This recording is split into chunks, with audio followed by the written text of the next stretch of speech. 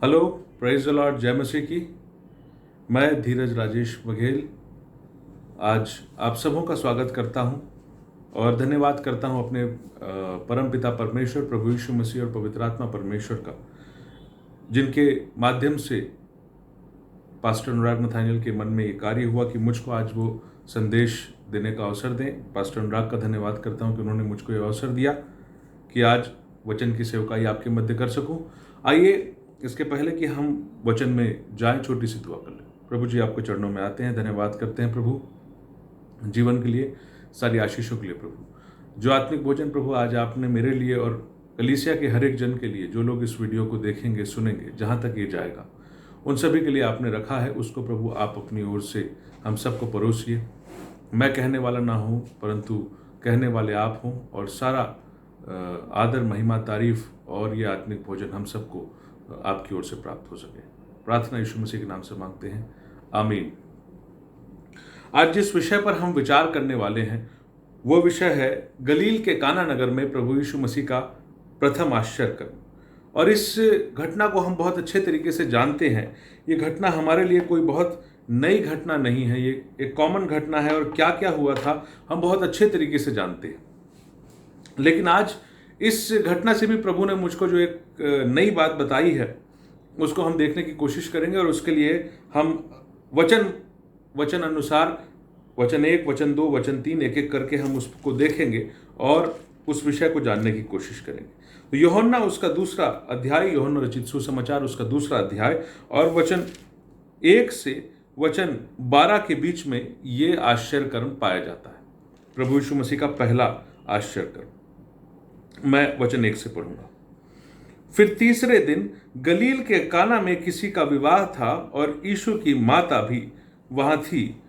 यीशु और उसके चेले भी उस विवाह में निमंत्रित थे। तो एक विवाह हो रहा है जिस विवाह में बहुत सारे लोग उपस्थित हैं और बहुत सारे लोग बुलाए गए थे, और उन बुलाए गए मेहमानों में से एक मेहमान, एक अतिथि जो थे, वो हमारे प्रभु यीशु मसीह, उनके चेले और प्रभु यीशु मसीह की माता मरियम, ये सब लोग वहां पर थे और एज ए गेस्ट थे, एज ए निमंत्रित वो वहां थे।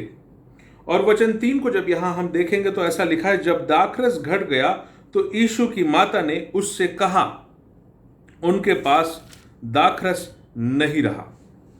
अब ये हम सब के लिए एक बड़ा कॉमन सब्जेक्ट होता है जब भी हम कुछ करते हैं, चाहे हम कोई त्योहार में किसी को खाने पर बुलाएं, चाहे हम चर्च में किसी प्रोग्राम को ऑर्गेनाइज करें, चाहे हम कोई आत्मिक जागृति सभा का आयोजन करें, चाहे हम कुछ भी करें, कोई ऐसा कार्यक्रम जिसमें हम बाहर से कुछ लोगों को बुलवाते हैं, उनकी पहुनाई करते हैं, उनकी मेहमान नवाजी करते हैं, तो ऐसी परिस्थिति में हमारे मन में या जब किसी का विवाह होता है, जब किसी के घर में विवाह होता है, तो एक सबसे बड़ा प्रश्न हम सब के मन में होता है कि कुछ कम ना पड़े, कोई जो मैनेजमेंट होता है उसमें कुछ कमी ना हो, किसी की पहुनाई में कोई कमी ना हो, किसी वस्तु की कमी ना हो, किसी फैसिलिटी की कोई कमी ना हो। और अक्सर हम देखते हैं कि कुछ कम हो जाता है, किसी को कार्ड नहीं पहुंचता, कहीं खाने की वस्तु कम पड़ जाती है, कहीं कुछ लोग नाराज होते हैं कि हमको ठीक से पूछा नहीं गया, कुछ ना कुछ कमी हो जाती है। और उस विवाह में भी कुछ ऐसा ही हुआ कि जब दाखरस घट गया तो यीशु की माता ने उससे कहा, उनके पास दाखरस नहीं रहा। तो आज के हिसाब से और उस समय के हिसाब से एक बहुत ही कॉमन परिस्थिति कि कुछ कमी हो गई, कुछ घटी हो गई। और ये कमी और घटी आज मेरे और आपके जीवन को ये बताएगी कि किस प्रकार की कमी और घटी मैं अपने जीवन में महसूस करता हूं। शादी में दाखरस घट गया, हमारे जीवन में जो घटी होती है, यदि हम सांसारिक रीति से देखें तो सब कुछ प्राप्त हो गया है, लेकिन अब कुछ और हो जाता। अभी जितना मैंने सोचा था वो मैंने कर लिया, लेकिन कुछ और हो जाता। जब कोई बच्चा है तो वो सोचता है कि मैं क्लास 10th में हूं तो अब मैं 12th पास कर लूं, यदि कोई 12th पास कर लेता है तो ग्रेजुएट हो जाए, अपने कॉलेज की पढ़ाई पूरी कर ले, वो पूरा हो गया तो मेरी शादी हो जाए, वो हो गया तो मेरा घर बन जाए, वो हो गया तो घर है आपके पास पहले से, तो फिर आप ये सोचते हैं कि एक ऐसी गाड़ी हो जाए जिसमें हम परिवार सहित कहीं जा सकें। कुछ ना कुछ कमी और घटी होती रहती है, हम कुछ प्राप्त करते हैं और कुछ घटी होती है, हमेशा ये हमारे जीवन की परिस्थिति है। लेकिन इन कमी और इन घटियों से ज्यादा महत्वपूर्ण कुछ और कमी जो मेरे और आपके जीवन में होती है वो ये है कि यदि कोई बाइबल पढ़ता है और उसको वचन समझ नहीं आ रहा है और उसको महसूस हो रहा है कि नहीं, मुझको वचन समझना है और ये मेरे जीवन की कमी है, तो ये एक अच्छी कमी है, ये एक अच्छी घटी है जो होनी चाहिए, जिसको महसूस किए बिना आप वचन में आगे नहीं बढ़ सकते। आपको ये लगता है कि प्रभु से मेरी बातचीत कम हो रही है, मेरा प्रार्थना कब हो रहा है, तो ये एक ऐसी घटी है जो होनी चाहिए। ये घटी नहीं होगी तो आपका रिश्ता प्रभु यीशु मसीह के साथ मजबूत नहीं हो सकता। और आत्मिक यदि कमी और घटी की बात करें तो किसी को कोई बुरी आदत होती है, वो सोचता है कि ये बुरी आदत मुझको प्रभु से अलग करती है, तो अच्छी आदतों की घटी है मेरे अंदर और कुछ बुरी आदतें मेरे अंदर हैं, वो चली जाती तो मेरे अंदर कुछ अच्छी बात हो जाती।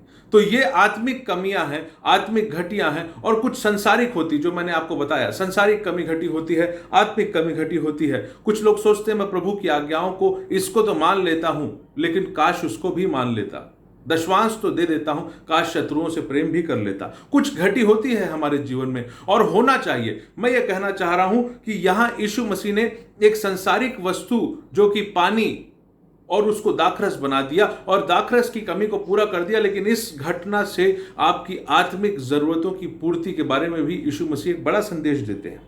यह आश्चर्य कर्म सिर्फ पानी को दाखरस बनाना नहीं है, यह आश्चर्य कर्म एक ऐसी शिक्षा है जो मुझको मेरी आत्मिक कमी और मेरी आत्मिक घटी की पूर्ति की ओर ले जाती है और वो शिक्षा देती है। क्योंकि यीशु मसीह ने कोई भी सांसारिक काम किया, उसके पीछे भी आत्मिक उद्देश्य थे।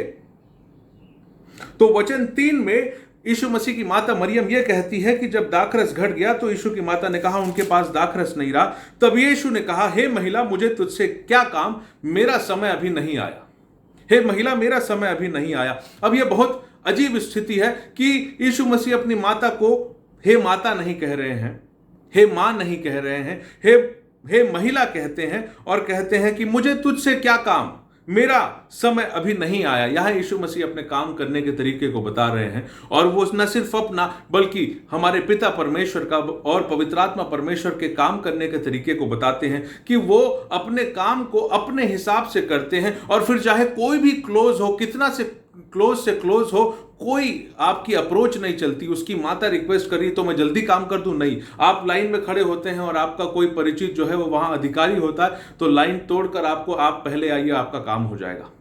सरकारी कार्यालयों में या और बहुत सारे जगहों में, मैं अपने घर में यदि कोई बहुत वीआईपी आ जाता है तो मैं उसका ट्रीटमेंट पहले करता हूं, कुर्सी लगवा देते हैं उनके लिए, होता है ऐसा। और ये मनुष्य का स्वभाव है, लेकिन परमेश्वर का स्वभाव ऐसा नहीं है। परमेश्वर का स्वभाव यह है कि वो अपना काम अपने समय पे करेंगे और किसी क्लोज का, किसी पास से पास और परिचित से परिचित, यीशु मसीह की माता से बड़ा और कौन हो सकता था यीशु मसीह को कुछ कहने के लिए, कोई रिक्वेस्ट करने के लिए। लेकिन यीशु मसीह ने अपने माता के रिक्वेस्ट को बोला कि हे महिला, मुझे तुझसे क्या काम और मेरा समय अभी नहीं आया। बाइबल में उत्पत्ति से प्रकाशित वाक्य तक आप एक चीज देखोगे तो परमेश्वर नंबरों के साथ बहुत सारा अटेंशन देते हैं, बहुत सारे काम वो नंबर्स के साथ, अंकों के साथ करते हैं और अपने करेक्ट समय पे करते हैं। इसके ऊपर हम बहुत सी शिक्षा बाइबल से प्राप्त कर सकते हैं, लेकिन एक बहुत सिंपल बात है कि कोई भी काम है जो मसीह करेंगे, जो पिता करेंगे, जो पवित्र आत्मा परमेश्वर करेंगे, वो अपने समय पर करते हैं। वो मेरे लिए जल्दी नहीं करेंगे और आपके लिए देर से नहीं करेंगे। कई लोग बोलते हैं कि उनकी आशीष जल्दी आ गई और मेरी आशीष देर से आ रही है। प्रभु अपना काम आपके हिसाब से करते हैं और अपने समय से करते हैं, ना आपके समय से, ना मेरे समय से, बल्कि प्रभु अपने समय से करते हैं। मेरा समय अभी नहीं आया। इसलिए जब ऐसा लग रहा है, अब उस विवाह के भोज की घटना को आप देखिए कि लोगों के पास दाखरस नहीं है, लोग वहां इंतजार कर रहे हैं। यीशु मसीह बोल रहे हैं कि मैं अभी काम नहीं करूंगा, मैं अपने समय पे काम करूंगा। और ऐसे समय में मैं भी अपने जीवन में फंस जाता हूं कि जो काम मैं करना चाहता हूं उस समस्या से मैं निकल नहीं पा रहा हूं, कोई और रास्ता नहीं मिल रहा है और प्रभु बोल रहे हैं कि थोड़ा वेट कर ले।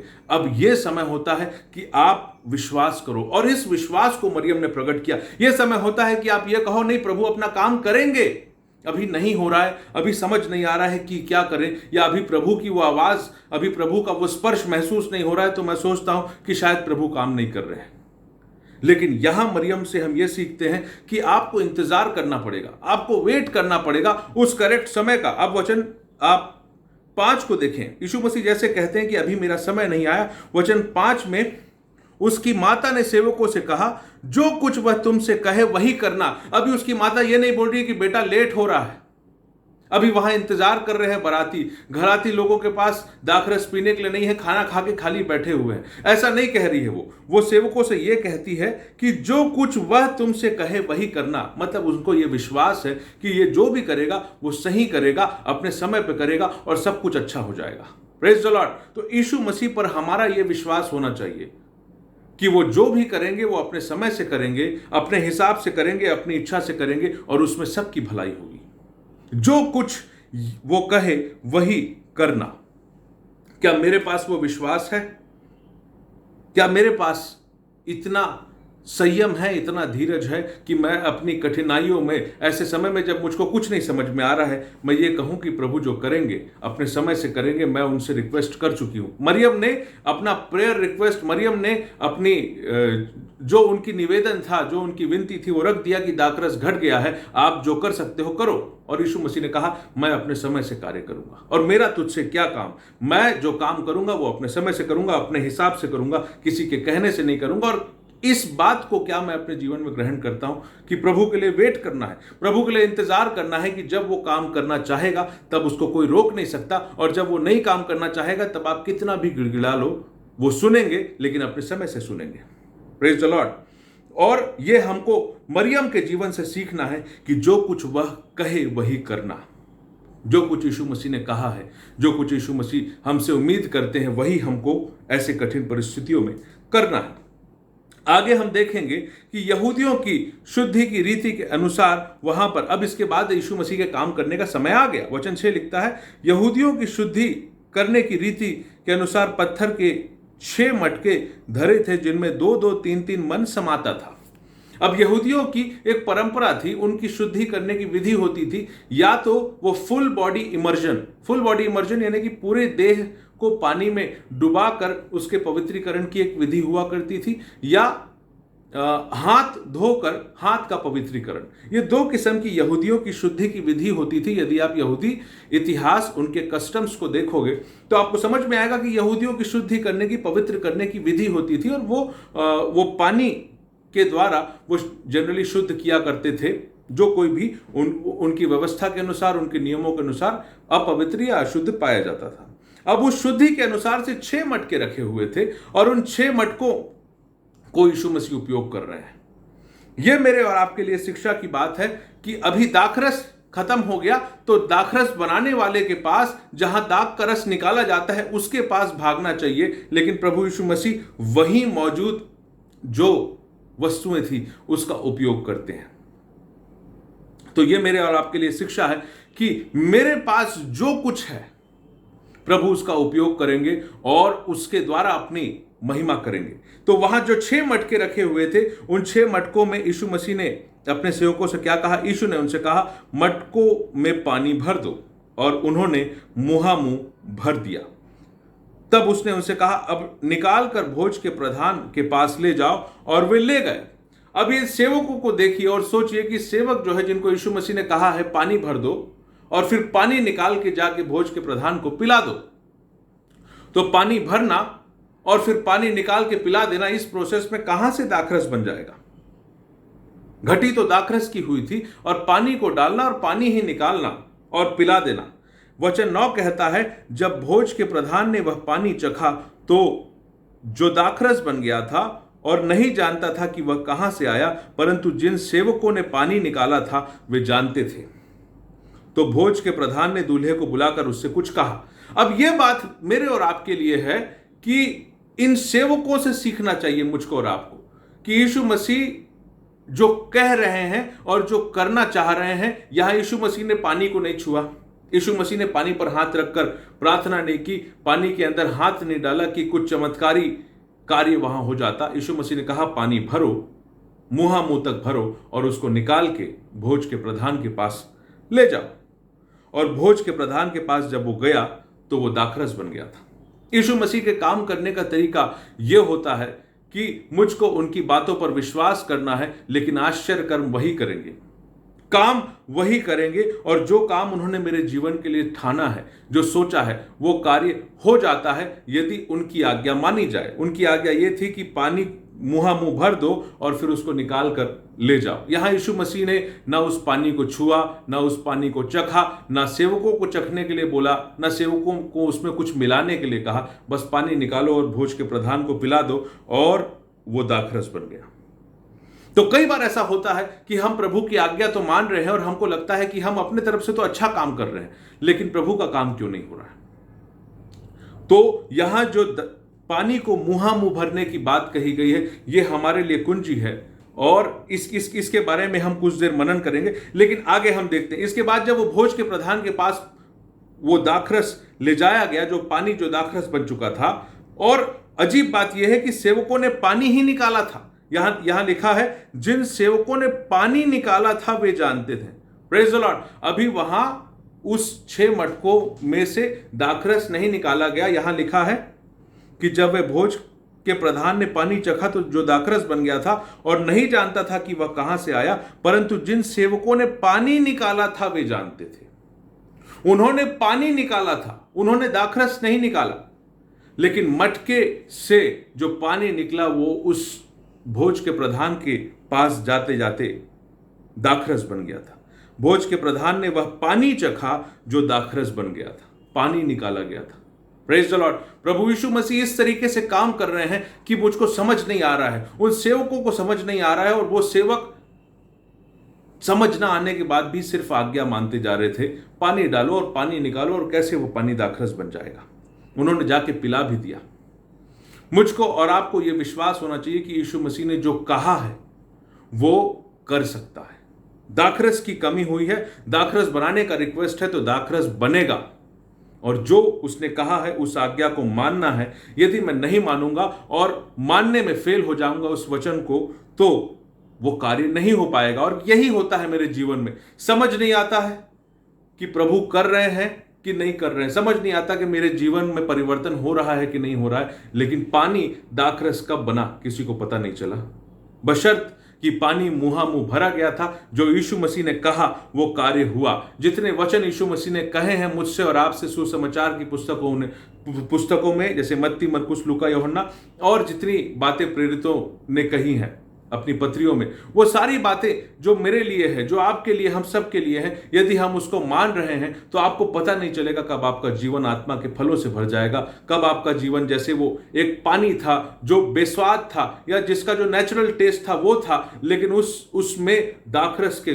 गुण कैसे आ गए, उसमें वो दाखरस कैसे बन गया, वैसे ही मेरा ये जीवन जो प्रभु के योग्य नहीं था, कब वो प्रभु के योग्य बन जाएगा। मैं जो एक चेला बनने लायक नहीं था, एक पापी था, वो कैसे धर्मी बन जाएगा। मैं जो अपवित्र था, अब कैसे वो मछली पकड़ने वाला बन जाएगा जो मनुष्यों को पकड़ के लाएगा। मैं जो भेड़ नहीं था, मैं जो भटकने वाली और किसी पशु के समान था, मैं कैसे यीशु के पीछे चलने वाली भेड़ बन जाऊंगा, मुझको पता नहीं चलेगा। जैसे ये पता नहीं चला कि पानी कैसे दाखरस बना, लेकिन यह सच्चाई है कि पानी तो दाखरस बना था, क्योंकि उस प्रधान का रिएक्शन नॉर्मल नहीं था। उस प्रधान ने दूल्हे को बुलाया और क्या कहा, हर एक मनुष्य दूल्हे को बुलाकर, वो भोज का प्रधान, क्योंकि जब वो पानी दाखरस बन गया था, दाखरस कम हो गया, तो अब सोच रहा है कि भाई अब तो बेकार वाली क्वालिटी का मिलेगा, अच्छी क्वालिटी का खत्म हो गया, बेकार क्वालिटी का अब हमको दाखरस पीने को मिलेगा। तो अब वो यहां बोल रहा है कि भोज के प्रधान ने दूल्हे को बुलाकर उससे कहा, हर एक मनुष्य पहले अच्छा दाखरस देता है और जब लोग पीकर छक जाते हैं तब मध्यम देता है, परंतु तूने अच्छा दाखरस अब तक रख छोड़ा है। अभी तो खत्म हो गया था, लेकिन खत्म होने के बाद तुम्हारे स्टॉक से एक ऐसा दाखरस निकल के आ रहा है जो कि अच्छा है, जो कि अब मध्यम नहीं रहा। ऐसा नहीं लग रहा है कि वो कुछ पुराना सा है और अभी फ्रेश नहीं बना है, मध्यम नहीं लग रहा है, वो अच्छा ही लग रहा है। तो ऐसा कैसे हुआ? इस बात से पता चलता है कि प्रभु यीशु मसीह काम किए और वो आश्चर्य कर्म वास्तविक रीति से हुआ। कई लोग इस पैसेज को पढ़ेंगे और कहेंगे कि जैसे कोई कुमारी गर्भवती कैसे होगी, जैसे कोई मुर्दों में से कैसे जी उठेगा, वैसे कोई पानी किसी बाल्टी में डालने से या किसी मटके में डालने से कैसे वो वहां से निकालने के द्वारा वो दाखरस बन जाएगा। ये सवाल हम करते हैं और इसीलिए हम कहते हैं कि हम मनुष्य हैं और वो परमेश्वर है, हम मनुष्य हैं वो मसीहा है, हम मनुष्य हैं वो उद्धार करता है। इसीलिए क्योंकि वो उद्धार कर सकता है, वो हमारी कमी को दूर कर सकता है, वो हमारी परिस्थितियों को समझ सकता है और हमारी परिस्थितियों को बदल सकता है। और भोज के प्रधान ने कहा कि अच्छा दाखरस तूने रख छोड़ा है। तो इससे यह पता चलता है कि यीशु मसीह ने उस क्वालिटी को, जो क्वालिटी मेरे आत्मिक जीवन में चाहिए, उसको लाने में वो समर्थ है। अच्छा दाखरस एक अच्छे जीवन को दिखाता है, अच्छे फल से लदा हुआ जीवन, जिसके अंदर से एक ऐसा, दाऊद कहते हैं कि मेरा कटोरा उमड़ रहा है, और वो उमड़ता हुआ कटोरा जो है वो प्रभु को ग्रहण योग्य होता है। और ये जो दाखरस जो इस भोज से यीशु मसीह के द्वारा मिला है, वो दाखरस भोज के प्रधान को ग्रहण योग्य था, अच्छा लगा और उसने उसकी तारीफ की। तो मेरे और आपके लिए ये एक शिक्षा है कि चाहे कुछ भी हो, जब वो मटका जो है वो मुझको और मेरे जीवन को रिप्रेजेंट करता है। मैं आपको एक बात बताता हूं, मनुष्य को कई बार, हमारे पास बहुत वक्त नहीं है उन रेफरेंसेस को देखने का, लेकिन एक ही जगह से मैं दिखाऊंगा आपको, रोमियो उसका 9वां अध्याय, जहां पर ऐसा लिखा है कि तो इसमें कौन सी आश्चर्य की बात है कि परमेश्वर ने अपने क्रोध दिखाने के लिए और अपनी सामर्थ्य प्रकट करने की इच्छा से क्रोध के बर्तनों को जो विनाश के लिए तैयार किए गए हैं, बड़े बड़े धीरज से सही, और दया के बर्तनों पर जिन्हें उसने अपनी महिमा के लिए तैयार किया है, अपनी महिमा के धन को प्रकट करने की इच्छा से। तो हम सब जो हैं वो ना सिर्फ मनुष्य हैं, बल्कि हमारा जो बॉडी है वो परमेश्वर के लिए एक पात्र है, और वो इस पात्र से कुछ उम्मीद करता है कि इससे कुछ उमड़े, इससे कुछ निकले। इसी बात को यदि हम दूसरा तीमुथियुस 2 का 20 से 26 में देखेंगे, दूसरा तीमुथियुस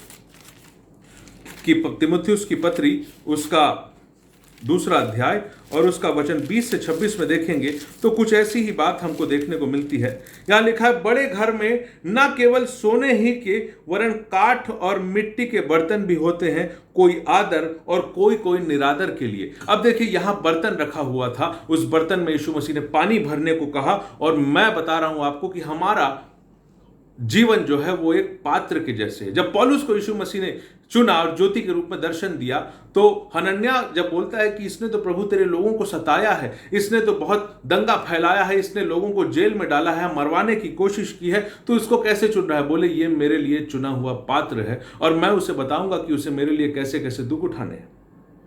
तो मनुष्य जो है वो एक पात्र है, और इस बात को यहां दूसरा तीमुथियुस 2 का 20 में लिखा है कि यदि कोई अपने आप को इनसे शुद्ध करेगा तो वह आदर का बर्तन और पवित्र ठहरेगा और अपने स्वामी के काम आएगा और हर भले काम के लिए तैयार होगा। Praise the Lord. तो हमारा जीवन, ये शरीर ना सिर्फ एक शरीर है जिसमें एक आत्मा निवास करती है, बल्कि प्रभु की दृष्टि में ये एक ऐसा पात्र है जिस पात्र को वो अपने लिए उपयोग करता है। लिखा है कि हमको पवित्र आत्मा के द्वारा पिलाया गया। तो जब पिलाया जा रहा है तो वो एक ऐसे स्रोत को स्टोर करने के जगह पे, एक पात्र में वो अपने आत्मा को उंडेल रहा है। और इसलिए मैं और आप एक पात्र हैं, और जिस प्रकार उस पात्र में पानी भरा गया, मुंह पानी भरा गया, पानी रिप्रेजेंट करता है यीशु मसीह के वचन को।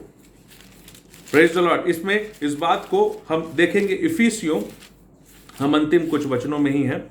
इफिसियों उसका 5वां अध्याय और वचन 26 कहता है कि और उसके वचन के द्वारा जल के स्नान से शुद्ध करके पवित्र करे। शुद्धि की रीति के लिए वो 6 मटके रखे हुए थे, लेकिन यीशु मसीह आत्मिक शुद्धि का पाठ हमको पढ़ा रहे हैं कि वो जो वचन है वो जल है मेरे लिए, और ये जो जल जो उस मटके में भरा गया वो वचन का प्रतीक है। लिखा है कि उसके वचन के द्वारा जल के स्नान से शुद्ध करके पवित्र करे। तो जो जल भरा गया मुंह, मैं मटके के समान हूं, मुझ में वचन भरा जा रहा है, और जैसे जैसे मैं मुंह वचन से भर जाऊंगा, वैसे प्रभु अपना काम शुरू करेंगे, और जब इसमें से बाहर निकलेगा तो एक अच्छा जीवन बाहर निकलेगा, जैसे अच्छा दाखरस बाहर निकला था।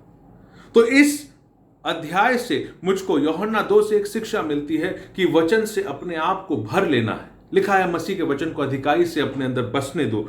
जब आप मसीह के वचन को बसने देंगे तो आपके जीवन में वो परिवर्तन आएगा जो ना आप सोच सकते हो, ना मैं सोच सकता हूं, लेकिन वो परिवर्तन यीशु मसीह करेंगे, वो परिवर्तन पवित्र आत्मा परमेश्वर करेंगे। और उसके लिए आवश्यक है कि मुझे मुंह वचन से भरे रहना है। वचन और भरे रहना मतलब वो वचन मेरे ही अंदर है, मतलब मैं चल रहा हूं, मैं उठ रहा हूं, बैठ रहा हूं, मैं उन वचनों को याद भी करता हूं, वो वचन मेरे मन में भी रहते हैं। और वो वचन मेरे जीवन में भी दिखते हैं। जब ऐसा होगा तो मेरा जीवन परिवर्तित हो जाएगा, और जब वो परिवर्तित हो जाएगा तो मेरे जीवन से जैसे वो दाखरस निकला था उस मटके से, वैसे ही मेरे जीवन से आत्मा के फल निकलेंगे, मेरे जीवन से अच्छा स्वभाव निकलेगा, मेरे जीवन से प्रभु की बातें निकलेंगी, मेरे जीवन से वो काम निकलेंगे जिससे प्रभु कहेंगे कि ये मेरा प्रिय पुत्र है, जैसा कि उन्होंने यीशु मसीह के लिए कहा था। और वो फल और वो गुण, वो स्वभाव, जो स्वर्गीय स्वभाव मेरे अंदर से निकलेंगे तो प्रभु हमको बड़े आदर के साथ अपने राज्य में ग्रहण करेंगे। तो आज हमको इस अध्याय से ये शिक्षा मिलती है कि मैं एक पात्र हूं, और मुझ में जब भी पानी भरा जाता है, अर्थात वचन डाला जाता है, तो वो वचन कार्य करना शुरू करता है। और जब वो निकलता है बाहर मेरे जीवन से, फिर अब जो कुछ बाहर निकलेगा इस बर्तन से, आपके जीवन, आपके शरीर रूपी बर्तन से, तो वो प्रभु के योग्य होगा, वो प्रभु के काम के योग्य होगा, और वो आदर का बर्तन आप साबित होगे यदि आप इस तरीके से प्रभु की बातों को मानने की कोशिश करोगे। मैं उम्मीद करता हूं कि आज के वचन से प्रभु ने आपको आशीष दी होगी। फिर से पास्टर नथानिएल का मैं धन्यवाद करना चाहता हूं इस अवसर के लिए। आप सबों को सलाम, प्रेज द लॉर्ड, और इस वचन के द्वारा आपको आशीष मिले।